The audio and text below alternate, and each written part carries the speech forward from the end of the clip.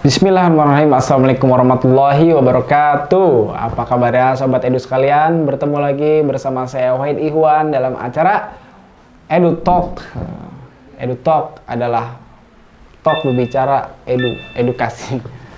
Kita akan bincang-bincang seputar pendidikan nih teman-teman sekalian ya. Dan bersama saya juga sudah hadir di episode pertama kita sudah membahas tentang SMA Darut Tauhid Boarding School ini bersama beliau. Dan hari ini kita masih akan membahas tentang SMA Darut Tauhid Boarding School bersama Pak Agus Kurniawan. Assalamualaikum Pak. Waalaikumsalam warahmatullahi wabarakatuh. Gimana kabarnya Pak? Alhamdulillah sehat. Kang Wahid juga sehat insyaallah. Alhamdulillah. Ya. Nah sobat sekalian ya, karena kita kompakan nih, jadi outfitnya juga kita sama kayak episode yang sebelumnya ya, biar kelihatan wah konsisten nih, bagus. Nah sobat sekalian, di episode kedua ini SMA Darut Tauhid Boarding School pembahasan kita akan bincang-bincang lebih dalam lagi karena nampaknya banyak juga jamaah yang tertarik nih Pak sama pembahasan kita di episode pertama nih ya. Alhamdulillah. Itu terutama seperti lulusannya. Nah kita akan membahas tentang lulusan dari SMA Darut Tauhid Boarding School ini sudah kemana aja sih Pak? Ya alhamdulillah sobat Edu ya, untuk output lulusan ataupun untuk lulusan santri SMA Darut Tauhid Boarding School Putra, alhamdulillah ya, ada yang memang di perguruan tinggi negeri, kemudian juga ada yang di luar negeri pun ada. Seperti itu. Adapun yang di perguruan tinggi negeri, alhamdulillah ada santri yang memang sudah keterima di ITB, ada juga yang di Unpad gitu ya, ada juga yang di UPI, ada yang di perguruan tinggi negeri yang lain, termasuk juga ada yang sedang berkuliah di Al Azhar Kairo, kemudian juga ada di Turki ya, di Turki juga ada, alhamdulillah, termasuk juga ada yang di Sudan, seperti itu. Wah, Masya Allah. Jadi memang lulusannya sudah menyebar kemana-mana Pak ya? Alhamdulillah. Jadi katanya bisa dibilang kuat juga nih ya. Ada yang di tingkat nasional, ada yang di mancanegara gitu ya, alumninya gitu ya. Alhamdulillah, insya Allah. Gitu. Jadi itu sobat sekalian, jadi lulusan dari SMA Darut Tauhid Boarding School ini tadi yang disampaikan oleh beliau sudah tersebar di kampus nasional tentu saja gitu ya, pasti. Kemudian juga beberapa santri juga banyak yang diterima di perguruan tinggi luar negeri Pak ya. Seperti tadi ada di Sudan, ada di Turki, di Mesir, ya, di beberapa negara lainnya ya. Ini membuktikan bahwa kualitas dari SMA Darut Tauhid Boarding School ini bisa dibilang cukup mumpuni gitu ya. Sangat mumpuni insya Allah ya Pak ya. Amin, amin. Karena tadi program unggulannya adalah tahfizul Quran. Karena banyak juga nampaknya beasiswa lewat tahfizul Quran Pak ya? Ya, beberapa memang ada yang melalui jalur tahfizul Quran, tapi memang sebagian besarnya memang melalui jalur seleksi. Oh gitu ya? Ya, jalur seleksi. Kalau misalnya di dalam negeri kan ada SBPTN ataupun SNMPTN yang jalur undangannya. Ataupun kalau misalnya untuk yang ke Turki, Mesir, kemudian juga Sudan, termasuk juga kemarin ada yang ke Jerman juga, itu memang sistem seleksi juga. Sistem seleksi juga ya. Gitu. Dan itu tentunya didukung atau didorong juga dari pihak sekolah Pak ya? Ya betul, seleksinya. karena kan sebagaimana episode pertama yang pernah disampaikan Kang Wahid, memang salah satu profil lulusan santri Darut Tauhid itu kan diharapkan memiliki kuotul akli, artinya memiliki prestasi dalam bidang akademik. Salah satunya memang kita tingkat sekolah menengah atas, sehingga memiliki proyeksi untuk bagaimana nih keterserapan kami di perguruan tinggi, baik itu di dalam negeri ataupun di luar negeri. Sehingga berbagai program yang ada di sekolah memang kita upayakan agar bisa menunjang kepada tuntutan itu gitu kan, targetan-targetan itu seperti itu terhadap profil lulusan. Gitu. Nah, bicara tentang profil lulusan tadi, harapannya bisa berprestasi Pak ya? Betul. Nah, kira-kira nih Pak, prestasi apa saja yang sudah diraih selama ini dari santri SMA Darut Tauhid Boarding School nih Pak? Mungkin dari tahfiz atau ada prestasi lainnya gitu Pak? Ya, alhamdulillah kalau misalnya selama berdirinya SMA Darut Tauhid Boarding School Putra memang cukup banyak ya, beberapa di antaranya itu mengenai prestasi. Wabil khusus memang prestasi dalam bidang non-akademik seperti itu. Ya. Artinya yang eskul-eskul seperti itu gitu ya. Contohnya yaitu berkuda dan memanah, kita bahkan kejuarannya sampai tingkat internasional. Waktu itu juara 1 di Malaysia. Gitu untuk berkuda dan memanah. Kemudian juga olahraga seperti futsal gitu kan, kemudian juga olahraga yang lainnya juga alhamdulillah udah pernah menjuarai seperti itu. Adapun untuk yang akademik, kita sempat untuk lolos di tingkat tingkat daerah ya untuk KSN, Olimpiade Sains Nasional gitu ya, untuk mata pelajaran komputer. Aduh, luar biasa. Ya, seperti itu. Jadi prestasinya tidak hanya di bidang akademik tadi Pak ya, akademik, tapi juga ternyata di bidang non akademik seperti olahraga, kemudian seni mungkin Pak ya. Termasuk tahfiz juga. Tahfiz juga sudah pasti ya, karena itu program unggulannya.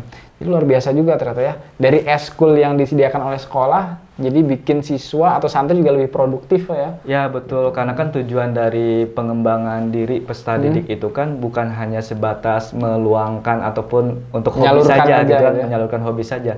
Tapi bagaimana pembinaan-pembinaan dalam perkembangan ini itu bisa menunjang juga kepada prestasi selanjutnya, baik itu yang di tingkat daerah, nasional ataupun internasional. Harapannya seperti itu. Jadi sejalan nih Sobat Edu sekalian, dari eskul yang disediakan oleh pihak sekolah yang tadi ada banyak itu, tetap sebanding juga dengan prestasi yang diraih oleh SMA Darut Tauhid Boarding School Pak ya. Insya Allah. Ya. Nah kemudian pertanyaan selanjutnya nih Pak. Sebelumnya kan kita sudah sedikit menyinggung terkait dengan pertemuan tatap muka ya Pak. Ya. Kurang lebih ada sekitar 320 Pak ya? 320 yang secara offline yang tatap muka. Sudah mulai tatap muka dan sisanya ada 20 kurang lebih yang masih online. Secara online.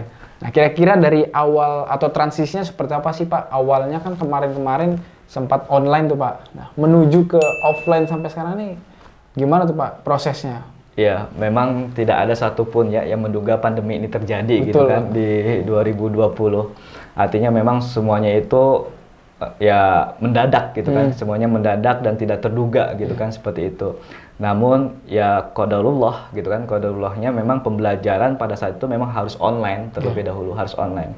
Dan tentunya juga berbagai upaya dilakukan sekolah juga untuk bisa beradaptasi terhadap pembelajaran online yang sebelumnya memang biasanya offline ataupun tatap muka seperti itu. Namun alhamdulillah kemarin per 2021 ya, ketika sudah ada pelonggaran gitu kan, kita juga mencoba bertahap kedatangan juga, artinya tidak langsung 320 itu masuk ke pondok gitu ya. Artinya memang itu juga bertahap, satu pekan itu 2 kelas gitu kan yang masuk. Sampai dengan di Agustus, alhamdulillah kita udah mulai tuh pembelajaran tatap muka di kelas. Namanya memang PTMT. Ya, pembelajaran tatap muka terbatas. Tentunya dengan AKB, adaptasi kebiasaan baru. Artinya menggunakan protokol kesehatan sebagaimana memang disarankan oleh Dinas Pendidikan Kesehatan. Kalau tantangannya sendiri gimana tuh Pak selama pembelajaran di rumah santri-santrinya kan, karena kan pesantren gitu, saya kurang kebayang sih gitu kegiatan pesantren tapi dijalankan secara online gitu, gimana tuh Pak tantangannya tuh Pak? Ya memang saya juga nggak kebayang awalnya Kang Wahid, tapi memang kan ini proses ataupun tantangan yang harus kita hadapi dan tentunya kita juga harus segera, karena kan memang tujuan kita itu bagaimana mengelola pendidikan ya, khususnya untuk peserta didik kami gitu kan, anak-anak kami meskipun secara online tetap diupayakan semaksimal mungkin agar tujuan-tujuan pembelajaran yang memang sudah dari awal direncanakan bisa tersampaikan seperti itu. Meskipun memang tidak boleh dibilang tidak maksimal seperti itu ketika pembelajaran online. Ya, tentunya ketika pembelajaran online itu maka yang perlu dilakukan itu adalah sinergisitas dengan orang tua. Karena kan mau tidak mau memang yang berhadapan langsung dengan santrinya itu di rumah yaitu orang tua seperti itu. Sehingga program-program pembiasaan ibadah itu tetap bagaimana dilaksanakan, tetap dipantau oleh musyrifnya atau guru pendamping yang berkenaan dengan ibadah dan hafalan Al-Quran. Tapi memang suka diingatkan kepada orang tuanya juga seperti itu. Termasuk juga pembelajarannya gitu kan. Termasuk juga untuk pengembangan karakter yang lainnya seperti itu. Jadi soalnya kan biasanya di pesantren kan misalkan jam waktu sholat nih kan, ada musyrifnya kan, sholat tinggal masuk kamar kan bareng-bareng. Ini kan kalau lewat online kan susah juga gitu. Sholat satu-satu. Ternyata ada sinergi sama orang tua Pak ya. Bersama orang tua dan biar lebih mempermudah juga, karena orang tua yang istilahnya setiap hari bertemu dengan anaknya gitu ya, dengan santri. Betul. Nah itu kemudian nih rencananya kira-kira kapan nih Pak akan mulai pembelajaran tatap muka full nih Pak? Ya harapannya mudah-mudahan semester 2 ataupun di tahun 2020 kondisi Indonesia udah jauh lebih baik. Amin, pandemi juga udah teratasi gitu ya, pandemi juga sudah teratasi sehingga pembelajaran itu bisa tatap muka full gitu ya, 100% di kelas, termasuk juga aktivitas-aktivitas kegiatan peserta didik juga udah bisa lebih leluasa gitu ya. Betul. Karena kan memang dalam masa transisi ini masih ada beberapa program sebenarnya kegiatan yang memang dibatasi. Contoh program-program untuk yang keluar kelas gitu kan, ataupun seperti kegiatan-kegiatan wisata gitu, karya wisata segala macam, studi tour, itu juga kan dibatasi seperti itu. Kayak misalkan perpisahan angkatan akhir juga gimana ya? Kalau tahun lalu gimana tuh Pak perpisahannya? Kalau jalan kemana? Kalau misalnya untuk angkatan yang kemarin itu masih online kita. Masih online ya? Masih online. Masih online. Jadi nggak ada studi jalan-jalan perpisahan ke Borobudur misalnya, nggak ada ya? Tidak ada. Jadi ya harapannya di semester 2 nanti Pak ya? Iya, insya Allah. Sudah baik-baik saja gitu ya, pandemi sudah menghilang dan pembelajaran di SMA, Darut Tauhid Boarding School dan di sekolah-sekolah lain juga bisa berjalan dengan kembali seperti semula. Nah itu dia Sobat Edu sekalian pembahasan kita terkait dengan program-program juga prestasi tadi, juga lulusannya sudah kemana saja, luar biasa gitu ya. Tentunya masih bersama Pak Agus tadi, terima kasih Pak Agus sudah sama-sama Kang Wahid berbagi cerita, berbagi pengetahuan terkait dengan SMA Darut Tauhid Boarding School ini dengan Sobat Edu sekalian. Bagi Sobat Edu sekalian juga yang tertarik untuk mendaftarkan anaknya atau yang nonton ini adalah anaknya, kalau kamu adalah seorang anak, bisa cek di web di bawah ini atau di link bawah ini untuk cari informasi terkait dengan pendaftaran ke SMA Darut Tauhid Boarding School Putra, khusus Putra ya. Nah itu, terima kasih juga buat teman-teman sekalian yang sudah menonton acara ini. Bagi teman-teman yang suka dengan acara ini, jangan lupa tekan tombol like. Bagi yang belum berlangganan, tekan tombol subscribe. Saya Wahid Ihwan bersama dengan Pak Agus undur diri. Terima kasih. Assalamualaikum warahmatullahi wabarakatuh.